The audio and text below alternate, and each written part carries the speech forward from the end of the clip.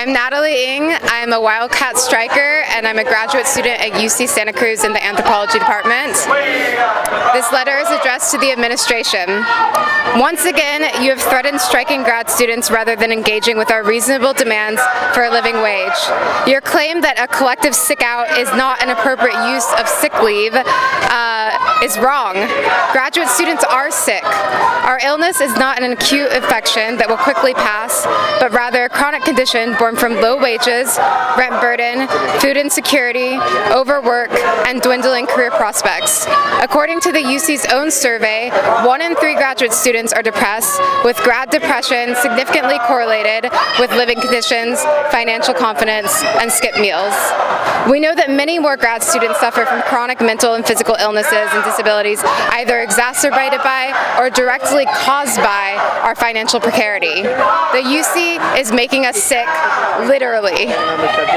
Over the previous weeks, we sent you a series of anonymous, unedited graduate student stories that reveal the deep impacts of financial precarity on grad student health.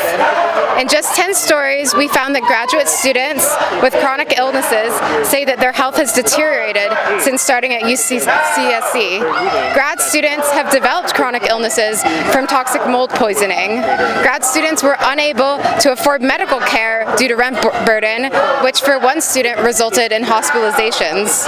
Grad students reported new or worsened anxiety and depression from living paycheck to paycheck, lacking basic needs, moving frequently, and being unable to find adequate housing. Grad students were exhausted and traumatized from sleeping in offices, unsafe housing, or living unhoused. Grad students developed burnout from overwork, with many working multiple jobs to make ends meet and/or commuting to avoid Santa Cruz rental markets. Grad students regularly skip meals due to rent burden. Grad students were traumatized from not having enough money to escape abusive landlords.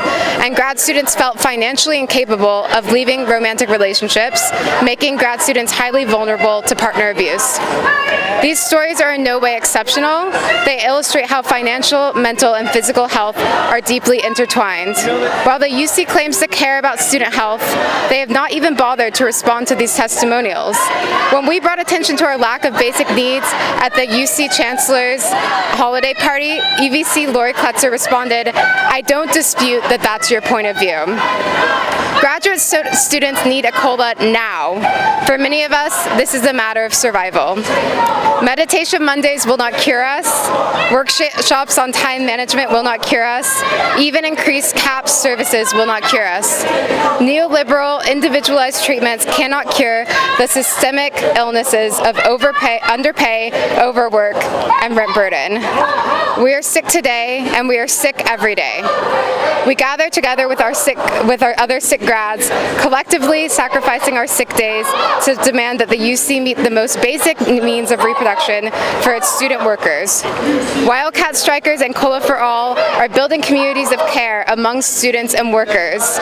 We are addressing the needs of students whom the university has repeatedly failed: disabled students, chronically ill students, and student parents. We have a long way to go, and the COLA campaign must continually center the needs of students who are the most vulnerable to university-imposed austerity measures. This work is vital. Now is the time for the administration to show that they care about their sick, disabled, burnt out, depressed, exhausted, hungry, and broke grad students. Not through platitudes, because we've had enough of those, but materially by giving the money we need to survive in Santa Cruz. It is time for the university to cure the systemic illness of grad student underpay and overwork. It is time for a COLA. We will not stop striking until we receive it.